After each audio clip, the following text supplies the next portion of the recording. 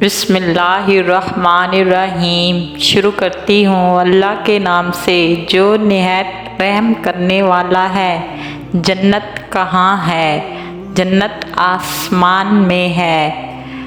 ایک روایت میں ہے قیامت کے بعد آسمان اور زمین باقی نہیں رہے گی، جنت والے بلند درجات میں ہوں گے اور دوزخ والے تنہائی کی پستی میں ہوں گے۔ اس کے لیے مختلف روایتیں جمع کرنے سے یہ معلوم ہوتا ہے کہ جنت اوپر ہوگی اور دوزخ نیچے ہوگی، مگر جنت والے دوزخوں کو جب چاہیں گے دیکھ سکیں گے۔ حضرت محزین بن جبیر فرماتے ہیں کہ رسول اللہ صلی اللہ علیہ وسلم سے سنا ہے جنت کے 100 درجے ہیں، ان میں سے ہر دو درجوں کے درمیان آسمان زمین کے درمیانی فاصلے جتنا فاصلہ ہے، اور ان سب درجات میں سے اعلیٰ درجہ فردوس ہے، عرش اس پر ہوگا۔ جنت کے درجات اوپر کو ہوں گے، اس لیے جنت الفردوس والے درجہ سب سے اوپر اور عرش کے نیچے ہوگا۔ لہٰذا جب انسان اللہ تعالیٰ سے دعا کرے تو حضرت محمد صلی اللہ علیہ وآلہ وسلم نے ارشاد فرمایا ہے کہ وہ اللہ تعالیٰ سے جنت الفردوس کا سوال کرے۔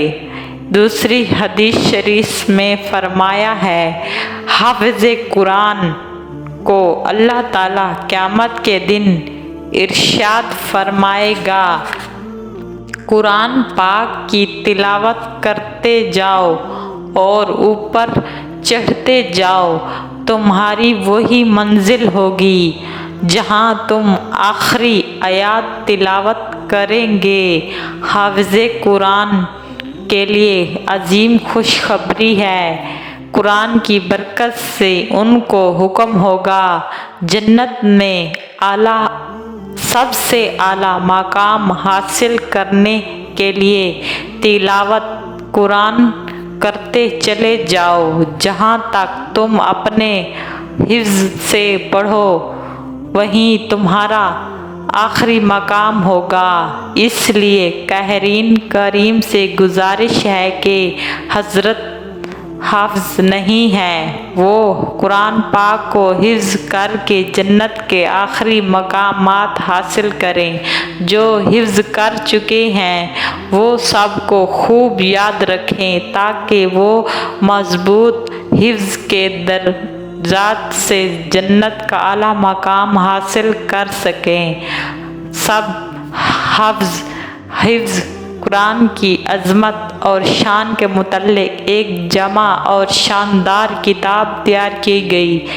حضرت محمد صلی اللہ علیہ وسلم اس کا مطالعہ کریں تو امید ہے ان کو حفظ قرآن کی فضیلت حاصل ہوگی، بلکہ اپنے گھر میں اور عزیز ترین رشتہ دار سب اپنے گھر میں، عورتیں اور مرد مسجدوں میں قرآن مجید کی تلاوت اور حفظ کی دولت نصیب ہوگی انشاءاللہ۔ اللہ پاک تمام مسلمانوں کو 5 وقت نماز پڑھنے کی توفیق عطا فرمائے۔